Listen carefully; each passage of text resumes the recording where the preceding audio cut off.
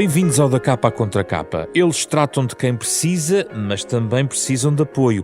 Afinal, como podemos ajudar os cuidadores informais? Quem está no terreno queixa-se de que as ajudas tardam em passar das leis à prática, em causa os direitos destes cuidadores, cuja rotina é marcada por dificuldades para conseguir apoiar quem deles depende. É o tema da nossa conversa desta semana. Convidamos para este programa Joaquina Castelão, da Familiarmente, que é a Federação Portuguesa das Associações das Famílias de Pessoas com Experiência da Doença Mental, e a socióloga Ana Paula Gil, da Universidade Nova de Lisboa, da Faculdade de Ciências Sociais Humanas da Universidade Nova de Lisboa, que tem investigado estes temas do envelhecimento, saúde, cuidados de longa duração, cuidados familiares e também a violência contra pessoas idosas, para a nossa conversa nestes próximos 30 minutos.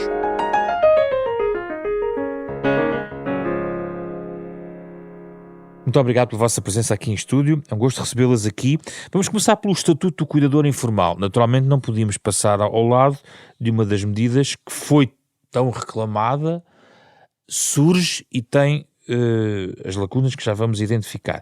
Mas, Joaquina Castelão, aqui, desde logo, quando olhamos para a questão estatística, um ponto que me chama a atenção. O movimento Cuidar dos Cuidadores Informais diz que há 1,4 milhões de cuidadores informais em Portugal. Quando apareceu o Estatuto, apareceram 23 mil pedidos. Foram reconhecidos 11.500 e apenas 2.689 têm subsídio atribuído. Entre 2.689 pessoas com subsídio atribuído e 1,4 milhões de cuidadores informais, a diferença é gigantesca. O que é que se passa aqui? É uma diferença enorme e até me atreveria a dizer que o número de cuidadores informais talvez até seja um pouco superior neste aos 1,4 milhões? Sim. Porque estamos a esquecer uma boa fatia da população que realmente não é muito enquadrável na questão do Estatuto do Cuidador Informal. São os cuidadores em saúde mental. E porquê? Porque as pessoas com doença mental grave, crónica e altamente incapacitante, são pessoas que, ainda que estejam comprovadamente incapacitadas para até desenvolver um trabalho profissional remunerado, a nível cognitivo ficam altamente afetadas e não conseguem gerir por si só a sua vida diária, não é? Muitas vezes incluídas no Estatuto. Estão e não estão.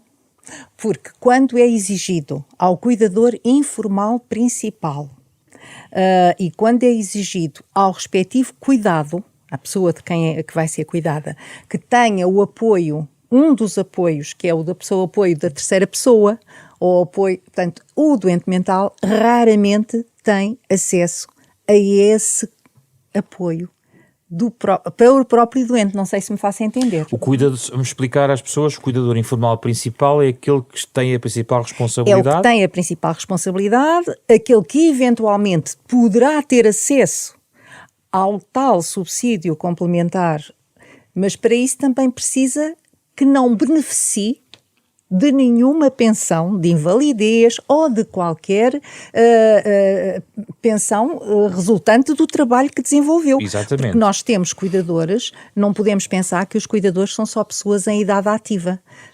Por exemplo, eu tenho um exemplo muito prático, que sou eu própria. Eu sou a única cuidadora da minha irmã. Já atingi os 60 anos. Já estou numa situação de reforma. Ok?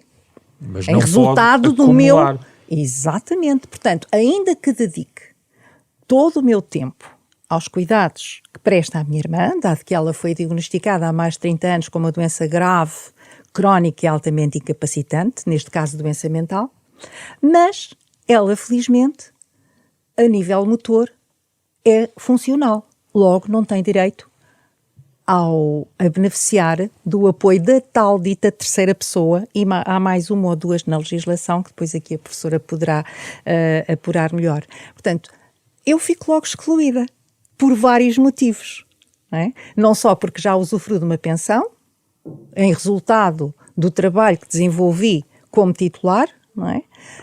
Porque a minha irmã, ainda que não tenha uma reforma decente, não tem necessidade da ajuda da terceira pessoa, que é atribuída pela Segurança Social. Portanto, eu nem sei se cuidador informal poderei adquirir esse estatuto de cuidador informal. De cuidador principal, tenho a certeza que não é possível. E será que fica, de certa maneira, coberta essa lacuna com algumas propostas de alteração que estão em cima da mesa, nomeadamente a proposta do reconhecimento do estatuto deixar de ficar dependente da pessoa cuidada a ser titular de complemento por dependência ou subsídio para a assistência de terceira pessoa, ou a alteração da designação do cuidador informal principal e cuidador informal não principal para a tempo completo ou a tempo parcial? Eu penso que não, porque mesmo com essas alterações, a questão do rendimento per capita vai estar sempre presente. E neste momento é preciso reunir um conjunto de condições por parte do cuidador informal e do cuidado, não é? Da pessoa que é cuidada,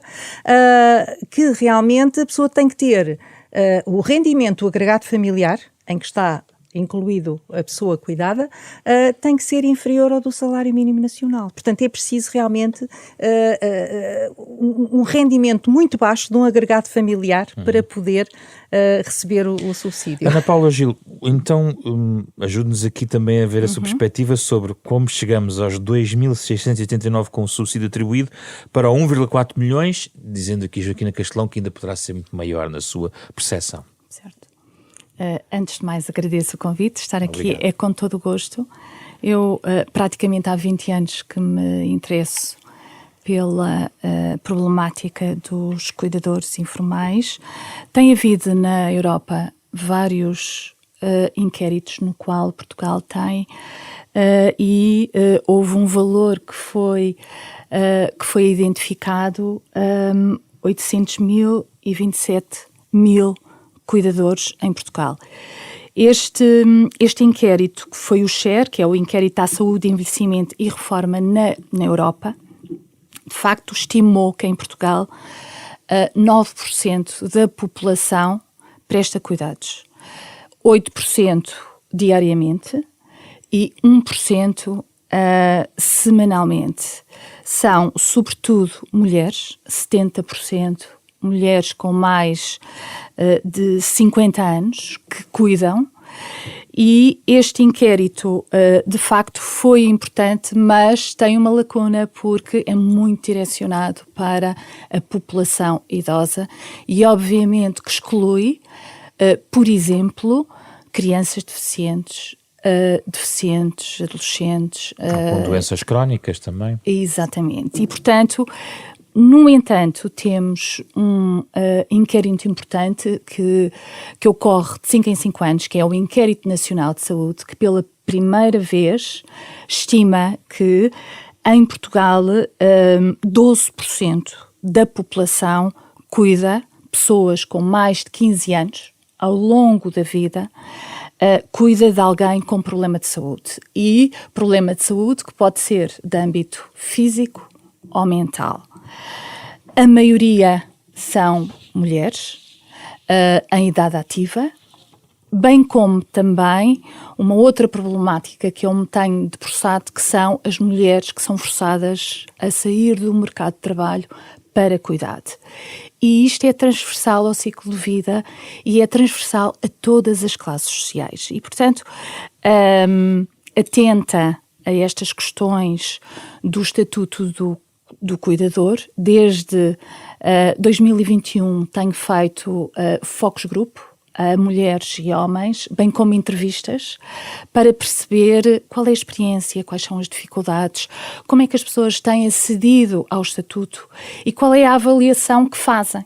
No fundo, eu quis dar voz aos cuidadores. Qual é a avaliação que fazem? Porque ela depois então aqui traz-nos depois os pontos fracos ou as lacunas, digamos muitas, assim, não é? Muitas.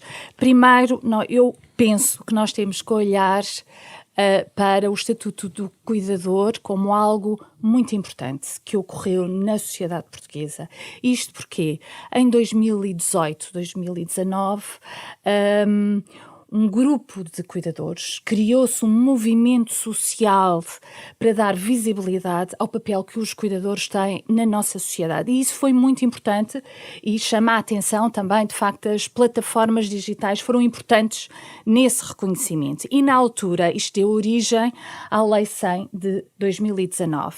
E foi proposto um conjunto de medidas que criou muitas expectativas nos cuidadores, como, por exemplo, o descanso do cuidador, o reconhecimento da carreira contributiva, o tempo que a pessoa cuida tem que ser contabilizado para a reforma e para a saúde, um conjunto de medidas que promovam a conciliação entre a vida familiar, por exemplo, uma pessoa que esteja no mercado de trabalho e tenha que prestar cuidados, uma maior articulação entre os serviços de saúde, bem como os serviços na comunidade, nomeadamente os serviços de apoio domiciliário e, portanto, isto gerou uma grande expectativa. Que pode ter sido um problema. Ou não, a expectativa criada? Exatamente. Criou porque suscitou, de facto, um grande movimento, uma grande consciência do papel efetivo que os cuidadores, porque os cuidadores poupam muito ao Estado. E, portanto, em 2020, quando começa a ser a fase piloto, quando o Estatuto começa a ser implementado, deparamos-nos com um conjunto de critérios que, primeiro, há uma delimitação nos cuidados. Se nós repararmos, o cuidado informal inclui pessoas da família e não família, ou seja, amigos, vizinhos. E nós temos zonas, estou-me a lembrar das zonas rurais, que vizinhos desempenham um papel e são o garante de muitos cuidados. Desculpa, mas não têm acesso às Não têm acesso. Pronto. À partida são logo... realmente nós identificarmos aquilo que na realidade no terreno Exatamente. se passa. É porque o Estatuto, se me permite, Sra. Professora, foi extremamente interessante. Aliás, eu posso dizer que familiarmente em 2018 e 2019 participou nas audições públicas promovidas pela Comissão de Trabalho e Segurança Social, que é parlamentar, que era a principal responsável pelo coisa, e nós tivemos a oportunidade de apresentar as nossas propostas e de o dizer abertamente em plena audição pública que decorreu no auditório Dr. Almeida Santos. E na verdade, nós já sabíamos que o que estaria a ser preparado para a aprovação ficava muito aquém das necessidades identificadas. Mas ainda assim, enfim, a aprovação do Estatuto era de facto muito desejada e foi concretizada. Sim, concretizado, mas pensemos, vamos ver como é que foi. Houve uma fase de experimentação com as experiências piloto em 2020, 2021, que abrangeu 30 concelhos. E nessa altura, já pelas experiências piloto, vimos que realmente se tratava digamos assim, de uma legislação funil, em que dava a sensação que todos cabiam na boca do funil, mas que depois, em termos concretos, e resumindo os apoios a que puderam ter direito e as medidas de que beneficiaram, ficaram muito aquém até da perspectiva que o próprio governo tinha dado quando orçamentou para a medida um valor. Portanto, já aí se via que as medidas criadas criavam muitos constrangimentos no acesso aos apoios. Vamos voltar aos argumentos de base em relação à construção do Estatuto do Cuidador, como estava a sublinhar. Portanto, a questão dos vizinhos são excluídos, no caso dos rurais. São excluídos, e o Inquérito Nacional de Saúde dá-nos um dado muito importante, é que dos 12%, 85% são familiares, que são cuidados, e 15% são cuidados por vizinhos e amigos, o que exclui, à partida, toda esta franja da população. Eu costumo dizer que o Estatuto, a forma como o Estatuto está a ser implementado, mais do que uma política pública universal para os cuidadores, é uma política de luta contra a pobreza. E isto porquê? Começamos por exemplo, uma pessoa que seja reconhecido como cuidador principal, tem que viver com a pessoa cuidada. Começa por aí, que é 48% dos requerentes, Sim. são logo excluídos porque não vivem com a pessoa cuidada. Segundo, implica que a pessoa tenha complemento, dependência ou assistência à terceira. E há muita falta de informação, que é uma das grandes queixas, a falta de informação e de divulgação sobre os direitos dos cuidadores. Os cuidadores principais podem, de facto, solicitar, há pouco falávamos no subsídio de apoio ao cuidador. O que é que acontece? Esta prestação para uma pessoa ser reconhecida, e estamos a falar de 3.672 pessoas, todo o agregado doméstico tem que ter um rendimento de 576 euros. Inferior ao salário mínimo nacional. E que é abaixo do limiar da pobreza. Repare, a média hoje dos 3.672 cuidadores, em média recebem 2.092, isto foram dados que foram publicados recentemente, para pessoas que estão, obviamente, em situação de grande vulnerabilidade social e económica. Depois, outra questão que me parece e que nas minhas entrevistas isto emerge é a questão da coabitação. Portanto, depender o reconhecimento enquanto cuidador principal de critérios de coabitação, isto faz com que junto dos cuidadores eles têm que mudar de residência, ou seja, há uma perda do direito à sua própria habitação. E nós sabemos que os censos de 2021, 25% das pessoas que vivem sós, e portanto há novas reconfigurações familiares, são mulheres com mais de 65 anos. E portanto, a questão da coabitação, nós somos o país da União Europeia em que existe mais coabitação de pessoas cuidadas em agregados, sobretudo cuidados por mulheres com mais de 50 anos, e houve um estudo recente em 2020 que aponta que elas estão mais expostas a sofrer 4 vezes mais de depressão. Depois, outra questão também tem a ver com, no fundo, os serviços. Nas primeiras propostas que foram enunciadas, no fundo, apresentavam uma maior facilidade no acesso, por exemplo, aos serviços domiciliários com enfermagem, com reabilitação. Ficou no papel? Sim, cuidados paliativos pediátricos que não existem em Portugal, o descanso do cuidador 30 dias por ano é pago, não é gratuito, que é algo que é fundamental que os cuidadores tenham esta possibilidade de descansar. Permite, mas na realidade as pessoas quando diz que é pago tem que ser a própria pessoa, com ou sem condições financeiras para isso, para assumir esses custos para poder fazer o seu descanso, porque na realidade, ainda que o descanso do cuidador seja uma das medidas que fazem parte do estatuto, se calhar contam-se pelos dedos de uma mão os cuidadores informais que conseguiram beneficiar desta medida, é verdade? Totalmente, concordo plenamente consigo. Outra das medidas muito importantes, os cuidadores sentem-se muito sós no seu cuidado. Falta apoio psicológico, nem que seja presencial ou online, telefónico, mais formação, porque muitas vezes as pessoas não sabem como cuidar de alguém que necessita 24 horas. Já volto assim, porque há aqui muitas questões e eu gostava de ouvir Joaquina Castelão sobre algumas delas em particular. Em relação aos serviços, e a articulação de serviços, falou-se aqui, e os apoios necessários. Para além da lei, sente a máquina preparada para de hoje para amanhã esses serviços estarem mais articulados, se mudasse amanhã este estatuto nesse sentido? Não. Isto requer também uma mudança de mentalidades a vários níveis. E a forma de trabalhar também dos próprios ministérios responsáveis pela aplicação da medida. É que aqui nós temos que fazer uma articulação entre o Ministério da Saúde, por um lado, para a atribuição, enfim,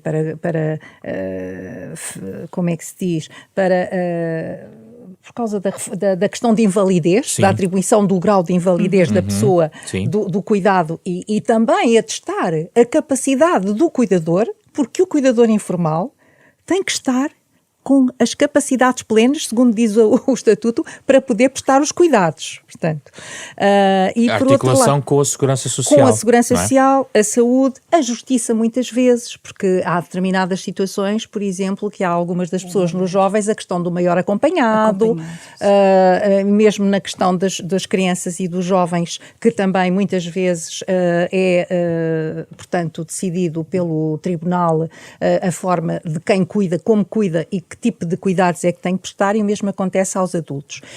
E neste caso é uma situação transversal a qualquer situação de doença incapacitante, principalmente a nível cognitivo, para além da parte motora. Esse é um problema.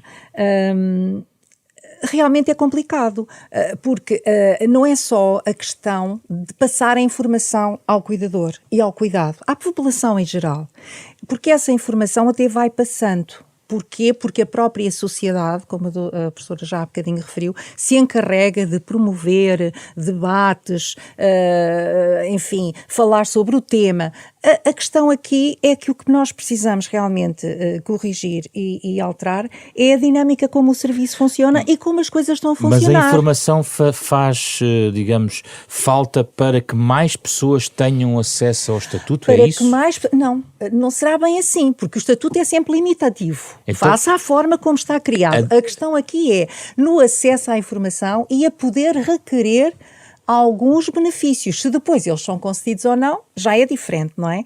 Mas no acesso, por outro lado, as a burocratização... pessoas podiam requerer mais um conjunto de benefícios que não estão a requerer por falta de informação. Eventualmente não estarão a recorrer por falta de informação, não será bem por falta de informação, é por falta de acesso direto aos serviços. Eu referia assim, porque a partir do momento em que nós informatizamos tudo, em que eventualmente se diz, de uma forma muito simples e singela, que o Estatuto do Cuidador Informal pode ser requerido online. Pois é, ele pode ser requerido online, mas é necessário juntar um conjunto de documentos que não são adquiridos online, que têm que ser obtidos junto do médico da família, do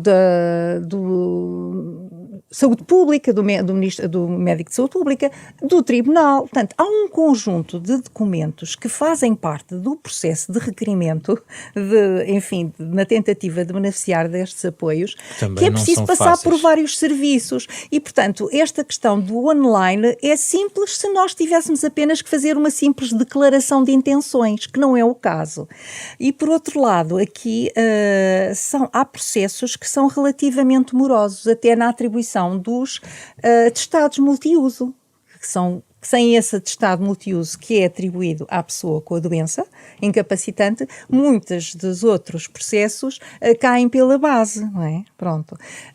Eu acho que é aqui E em relação ao apoio psicológico, é um dos pontos centrais. O apoio psicológico, centrais. Sim. Eu gostaria de ressaltar uma coisa, talvez pela própria experiência que eu tenho enquanto familiar de pessoa com doença mental grave e crónica. Os serviços de saúde mental estão numa fase de reorganização. E há anos que nós já tivemos uma lei de saúde mental em 60 e tal, em 98, agora vai sair dentro de dias, com certeza, a nova lei de saúde mental, que traz, com certeza, alterações e correções, melhorias à anterior. O problema aqui, temos um Plano Nacional de Saúde Mental, que vigorou entre 2007 e 2016 e continua. Agora temos os planos regionais também e os planos locais de saúde mental. E há um conjunto de normas aprovadas há imenso tempo, como seja a criação das equipas comunitárias de saúde mental. E isto para dizer o seguinte: acho que o apoio psicológico é muito importante, mas integrado numa equipa multidisciplinar, porque por vezes o burnout do próprio cuidador pode ir muito mais além de que um problema que possa ser resolvido com psicanálise, psicoterapia ou com consulta de psicologia. Muitas vezes acontece que tem necessidade também da psiquiatria. E, por outro lado, estas equipas comunitárias de saúde mental devem trabalhar em articulação com os restantes serviços. Quando falamos da infância e adolescência, de jovens e crianças com deficiências graves e profundas, elas têm ou deveriam ser acompanhadas pelas equipas comunitárias da infância e adolescência. E, em simultâneo, os respectivos familiares, principalmente os principais cuidadores. É com esse objetivo. E nessas equipas, para além dos psiquiatras ou pedopsiquiatras, tem que ter forçosamente o psicólogo, o enfermeiro, o assistente social, o terapeuta ocupacional, o nutricionista e também as respostas ditas comunitárias no âmbito dos cuidados continuados integrados, com equipas de apoio domiciliário que não fazem só o apoio que nós genericamente chamamos de apoio a idosos, não é? Que é a higiene pessoal, a higiene nutricional, garantir as refeições, mas sim o acompanhamento psicopedagógico e psicológico e psiquiátrico da família e do doente através das equipas comunitárias. Portanto, eu não sou apologista de criarmos serviços autónomos uns dos outros, porque os recursos já são escassos na saúde. Se nós realmente não tentarmos articular bem aquilo que existe e o que vamos criando, mais difícil será chegar aos cuidados. Professora, sem prejuízo de gostar de ouvir também outras reflexões que estava a encaminhar, esta reflexão remete-nos para a forma como os serviços não só se articulam, mas também como olhamos para a ideia de estruturas de saúde, digamos assim, desta forma comunitária como está aqui a sublinhar. Sim. Qual é a sua opinião sobre isso? A minha opinião, relativamente, eu acho que concordo que no início houve um excesso de burocracia. Mas acredito que por parte do Instituto da Segurança Social tem tentado também flexibilizar um pouco em termos de requerimentos e da forma também de aceder aos pedidos. Relativamente à articulação entre os serviços de saúde e os serviços comunitários, nomeadamente os serviços de apoio domiciliar, concordo plenamente. Criou-se uma figura que é o profissional de saúde de referência, bem como que a LIA, no fundo, é uma tentativa de articular através de um plano de intervenção de cuidados, precisamente para evitar esta fragmentação entre os profissionais da ação social e os profissionais de saúde. O que é que me parece? É que esta referenciação não houve reforço de recursos humanos. E nós sabemos que quer no Instituto da Segurança Social, quer nos serviços de saúde, nos cuidados de saúde primária, os próprios profissionais se debatem também eles próprios com muitas dificuldades. Portanto, é mais um problema acrescido esta articulação sem que exista reforço efetivo de equipas. E, eventualmente, com a curva demográfica que adivinhamos, não será propriamente para melhorar, porque também há envelhecimento nessas profissões, totalmente, nos quadros do Estado, e eu não sei, porque não estou por dentro como estão, se há algum esforço de reciclagem de pessoas, de entrada de pessoas novas neste sistema do lado público. Isso é outra discussão que eu acho que daria possivelmente outro programa, a questão da qualidade de prestação, quer, por exemplo, em estruturas residenciais, bem como em serviços de apoio domiciliário. Eu acho que falta neste país uma estratégia nacional de qualificação dos cuidadores formais. Formais. Estamos a falar de profissionais. Profissionais, qualificados, e aí os cuidadores debatem-se com muitas dificuldades também, porque os serviços de apoio domiciliar que existem é muito numa lógica, entre aspas, de marmita, de alimentação, o banho, a higiene e pouco mais. E, portanto, que é isso que o diploma estabelece. Exatamente. É que nós estamos a falar do serviço de apoio domiciliário. Nós estamos a falar das equipas de apoio domiciliar que são diferentes. Certo, é outra. Sim, e a questão, a falta de qualificação de profissionais que possam também apoiar, porque nós estamos a falar de cuidadores que têm que cuidar 24 horas. Já está a falar dos formais. os informais, ou seja, pessoas que cuidam 24 horas e que não conseguem sair de casa simplesmente porque não têm com quem deixar a pessoa ou delegar em alguém que possa prestar, nem que sejam umas horas por dia, um apoio pessoal. Portanto, tratam de pessoas, não recebem praticamente nada por isso e são depois esmagados pela ineficiência profissional, digamos, nos serviços que não os ajudam nem sequer a descansar. Pela não implementação das medidas também, porque a medida do descanso do cuidador está prevista no diploma já. Então? Mas olha, eu posso lhe dizer que o descanso do cuidador na questão da saúde mental já existe desde 1998. Está previsto no despacho conjunto 407/98, que criou as primeiras respostas para a área da saúde mental. Os primeiros fóruns socioocupacionais, Não, era isso que eu queria dizer. É que, ainda que ela conste no diploma de 98, a questão aqui também se coloca muito com a avaliação da implementação das medidas, não é? E os indicadores das mesmas, para podermos avaliar e melhorar as medidas. Ora, se a medida não chegou a ser implementada, estamos a falar do descanso de cuidador na área da doença mental, Sim. desde 98. Sim. Nunca houve nenhum serviço da Segurança Social ou da Saúde que se preocupasse em saber no terreno se a medida estava ou não estava implementada e quem é que pôde usufruir dela. Portanto, aqui na questão do estatuto do cuidador informal passa-se quase a mesma coisa, porque a análise e a avaliação acaba por ser através de folhas de Excel, em função do número de subsídios que são atribuídos e pouco mais, e número de pessoas que está calculado que precisa desses apoios com base em estudos que são feitos não propriamente pelos serviços competentes, porque não foi através de uma estrutura do Ministério do Trabalho e Segurança Social ou da Saúde que esses números foram calculados, mas por iniciativa de instituições na área da investigação e da sociedade em geral que promove esses inquéritos e se junta a uma instituição internacional na ajuda desses inquéritos. Portanto, só por aqui nós estamos a ver que realmente alguma coisa nunca poderá funcionar em pleno e satisfazer as necessidades de tantos quantos Ana os Paula eles Gil, precisam. qual é a sua avaliação da implementação da medida do descanso do cuidador? Eu penso que o descanso do cuidador é central para os cuidadores, mas efetivamente ela não é gratuita. E repara, uma mulher que cuide de um familiar e que fica sem provento, não é? Sem rendimento, como é que é possível pagar o descanso do cuidador? Porque não existe, não existe rendimento. Na realidade não é? Ele é fundamental, mas não é gratuito. Depois, não é gratuito, e peço desculpa de interromper. E o custo é variável em função do local onde o familiar cuidador consegue encontrar uma vaga, se encontrar, porque tem que ser, à partida, procura em estruturas da Segurança Social, não existe, portanto tem que ir ao setor privado, onde, por exemplo, uma semana em regime de internamento pode ficar muito mais caro. 1.000 e tal. Ana Paula Gil, ia continuar? Penso que existem outras medidas que são importantes e que vão ser promulgadas agora em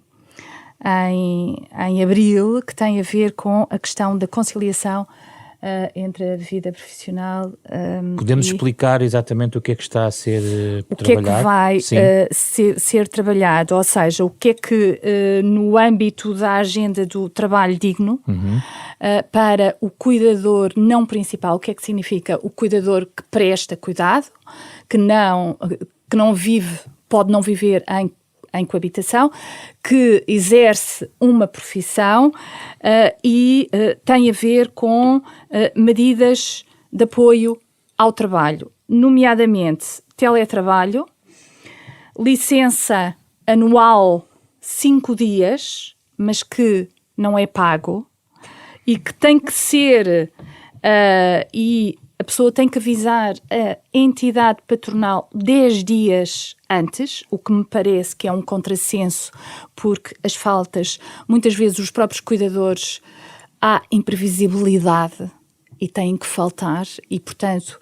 ter que avisar com antecedência de 10 dias parece-me extremamente rígido isso. Extremamente rígido, mais o direito 15 dias de faltas justificadas sem remuneração, ou seja, nós sabemos que na função pública as pessoas existe uma diferenciação entre o público e o privado, ou seja, eu tenho direito a 15 dias de faltas justificadas e que me são pagas, e tenho direito a 15 dias assistência à família. De assistência à família. Assistência à família, não tem que ser, portanto, é a família na globalidade. Na globalidade, precisamente, e aqui tenho direito a 15 dias em que as faltas são justificadas, mas não são pagas. Tenho direito a optar por horário flexível, trabalho em tempo parcial ou dispensa de trabalho suplementar com um critério, que são até 4 anos.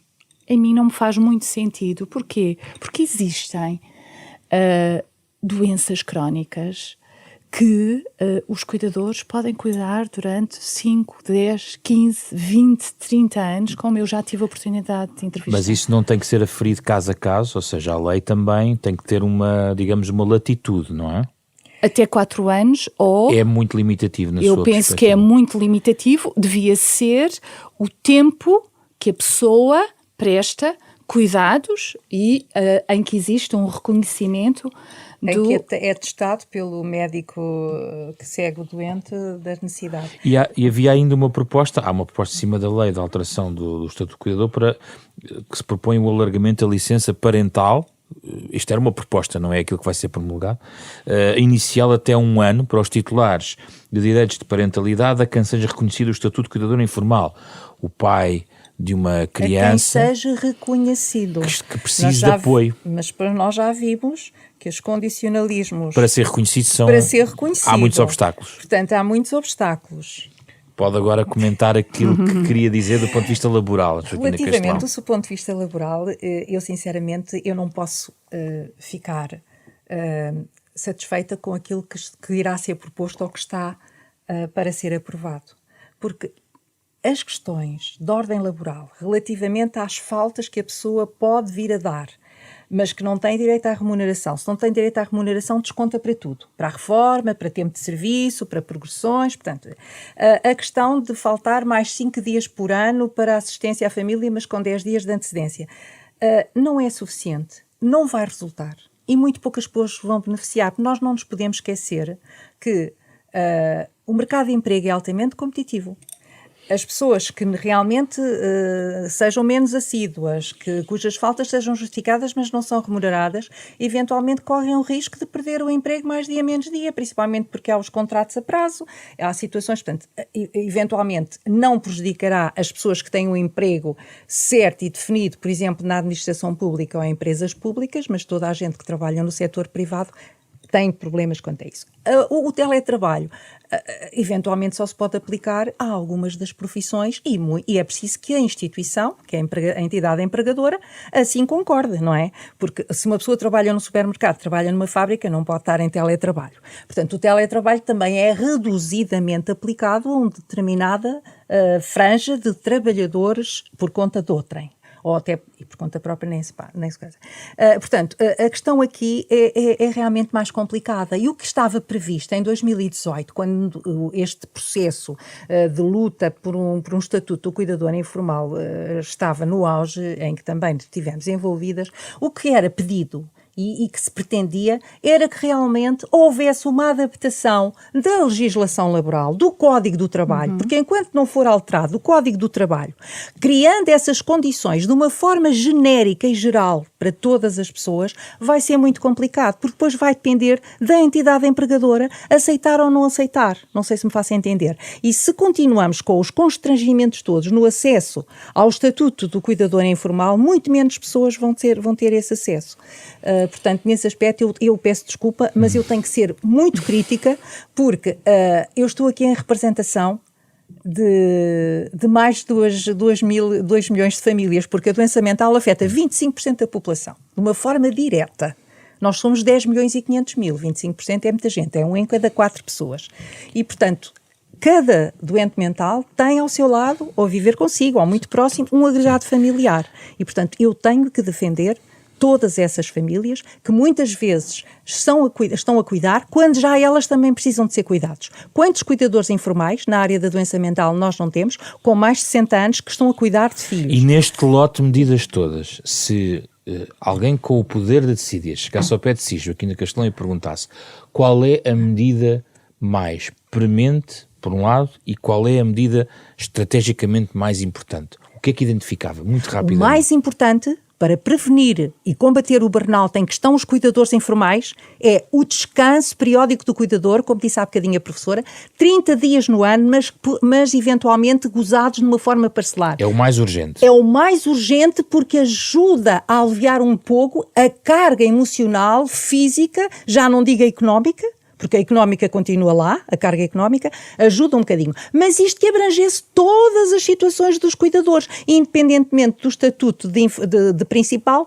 ou secundário. E estrategicamente? Estrategicamente era realmente se pensar e se elaborar uma lei, melhorar a lei, o Código do Trabalho, de forma a que as pessoas possam realmente poder prestar os cuidados aos seus familiares sem saírem muito penalizados a nível profissional, porque aquela medida que está em vigor relativamente à promoção na integração do mercado de trabalho para os atuais cuidadores informais principais não resulta em nada, porque a pessoa tem que ser ela mesma a fazer o desconto para a Segurança Social.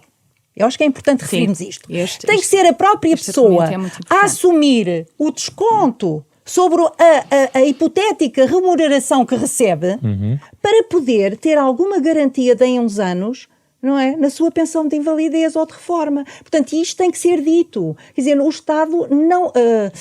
e na realidade, como dizia há bocado a professora muito bem, os cuidadores poupam muito dinheiro ao Estado. O Estado deixa de investir, mas também não quer investir nos cuidadores, não é? Pronto, esta é aqui a questão. Sim, e era aí estrategicamente que eu queria chegar, Ana Paula Gil, porque vamos imaginar que há uma estratégia de médio prazo que tendo em conta as projeções em relação ao envelhecimento da nossa população, e é de facto necessário promover e aprofundar e eventualmente imagine uma política pública nesta matéria com um reforço de meios.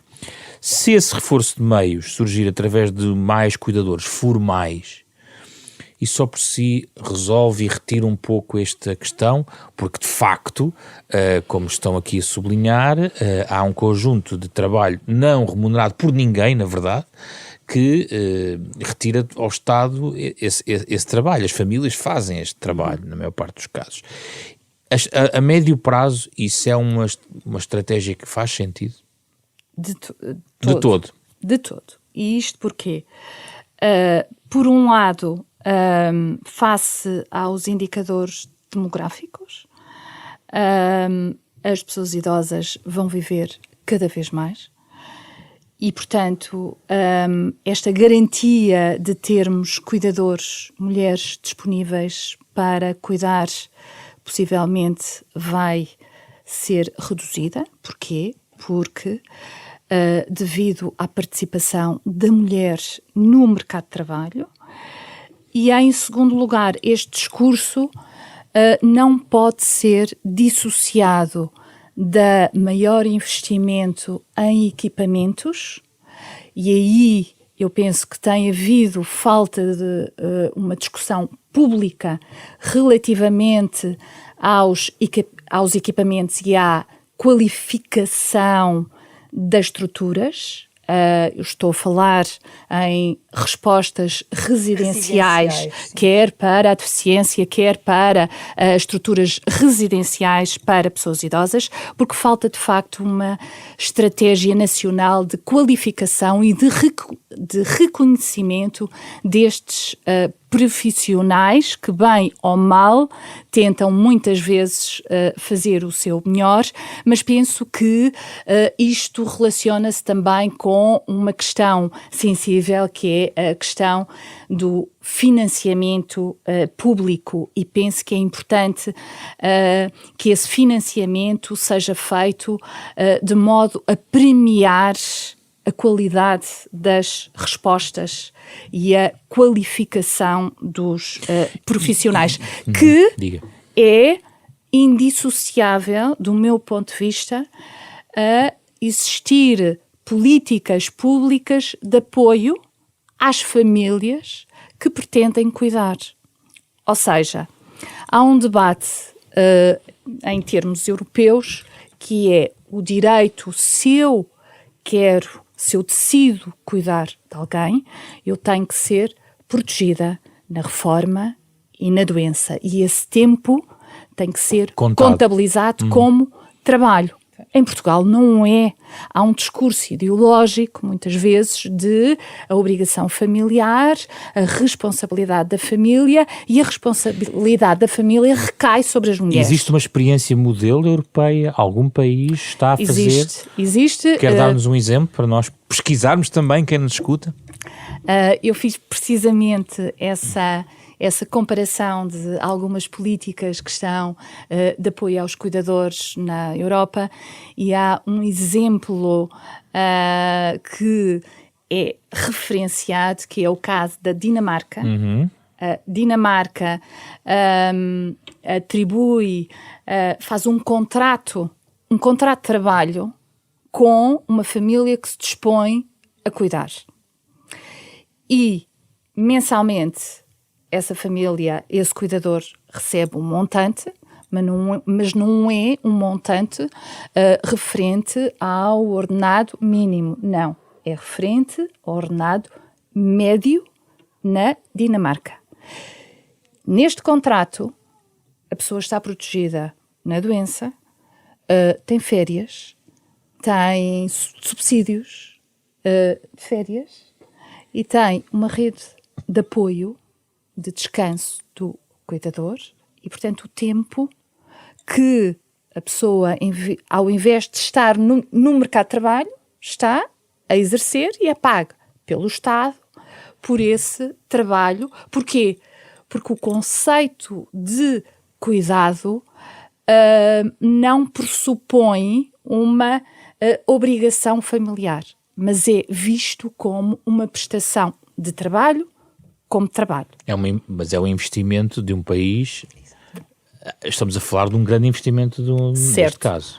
Perguntou-me uma boa prática. Exatamente. Esta, para mim, é uma boa prática. Certo. Mas eu gostaria de voltar à questão do regime do seguro social voluntário, que podemos considerar como uma primeira forma do Estado português reconhecer os cuidados como trabalho. Porquê? Porque o cuidador desconta 21,4% sobre primeiro o subsídio que recebe. Exatamente. Já recebe um subsídio tão pequenino. E o que é que isto acontece? O que é que isto pode gerar? Pode, pela falta... Desculpa, o trabalhador está a descontar pela entidade patronal e por ele. Exatamente. E, portanto, como não existe uma carreira contributiva, o que é que isto vai gerar? Desigualdade social, desigualdade de género e pobreza feminina na velhice. Por um tempo que eu estive a poupar face ao Estado e face ao investimento. Outra contradição, se por um lado é uma forma de reconhecer o tempo de cuidado como uma forma de proteção face à reforma, à velhice. Por outro lado, após o término dos cuidados, a pessoa, se cuidar 24 meses, é equiparada a um desempregado. E, portanto, há aqui contradições no próprio Estatuto. Mas há uma outra medida que é a certificação pelo Instituto de Emprego do tempo de cuidado, mas como algumas entrevistadas me disseram, mas repare, eu cuido do meu filho que é deficiente. Eu, após a morte do meu filho, eu não quero trabalhar num lar de idosos. O quê? Vai-me ser reconhecido competências para quê? Para trabalhar no setor de cuidados que não tem havido investimento público em termos de cuidados formais? Vamos rematar, é muito rápido, Joaquina Castelão. O seu remate, que eu ainda quero fazer uma pergunta à professora Ana Paula Gil, mas muito rapidamente, sobre aquilo que estávamos aqui a ouvir. Mais ou menos aquilo que nós há bocadinho já referimos relativamente às questões do Código do Trabalho. São questões muito pertinentes e são medidas que realmente avulso. Na realidade, este tipo de medida que existe neste momento é uma medida um bocadinho avulso, cujas consequências ainda não estão muito bem definidas, nomeadamente o tal desconto que o cuidador neste momento faz, os poucos que têm acesso ao subsídio, sendo certo que depois têm que descontar 21 e qualquer coisa por cento para a Segurança Social. Pronto, na realidade ficam cada vez com menos dinheiro. Portanto, o que seria necessário aqui era realmente repensar de uma forma mais lógica, mais estruturada e em articulação entre a saúde, o trabalho e a segurança social, as medidas efetivas que deveriam ser criadas e, acima de tudo, alargar a rede de cuidados continuados para... eu não referia só para as pessoas idosas e com demência, porque nós temos muitos jovens e temos pessoas na casa dos 40, 50 anos que ficam incapacitados a nível, por exemplo, da doença mental. E não podemos pensar só em estruturas para idosas, mas estruturas especializadas de acordo com as necessidades das pessoas. Ok?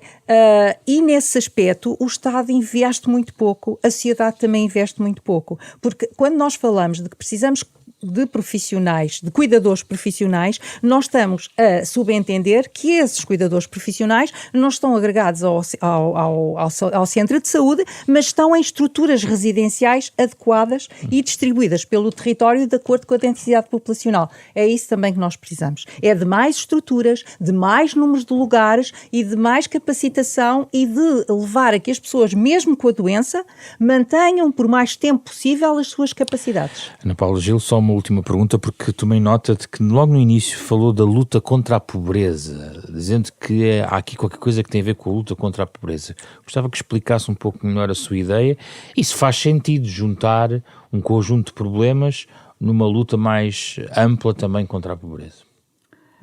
Eu considero, quando eu referi que considero que o estatuto está a ser reduzido a uma política de combate à pobreza, que é importante, sem dúvida, mas não podemos falar numa política pública aplicável aos cuidadores. E isto gerou, de facto, muita insatisfação. Há muita insatisfação em torno do estatuto. Porquê? Porque a forma como foi apresentado foi no sentido de as pessoas serem apoiadas pelo exercício da função que exercem no seu cotidiano. E aquilo que nós vimos é que o subsídio, os 292 euros que são pagas às famílias, são pessoas cuidadoras que estão em situação de extrema pobreza. E, portanto, digamos que este subsídio vai colmatar situações que são cuidadores, mas que estão em situação de extrema pobreza. Porque é preciso ser muito pobre, mesmo muito pobre, não ter qualquer rendimento, ser quase um mendigo, para poder aceder às medidas que estão neste momento plasmadas no Estatuto do Cuidador. Muito obrigado pelas vossas explicações e as reflexões e pistas que deixam sobre este tema, que certamente diz respeito a muita gente que nos escuta neste Da Capa à Contra Capa, programa da Renascença, em parceria com a Fundação Francisco Manuel dos Santos. A versão integral vai estar disponível e está disponível já em podcast, nas plataformas digitais e também nos sites da Renascença e da Fundação Francisco Manuel dos Santos. Este é um programa com o genérico original do pianista Mário Lajinha, que está a ouvir em fundo. Nesta semana, um programa feito por Carlos Vermelho, André Peralta, Ana Marta Domingues e José Pedro Frazão. Na próxima semana, outro tema, outro debate no Da Capa à Contra Capa.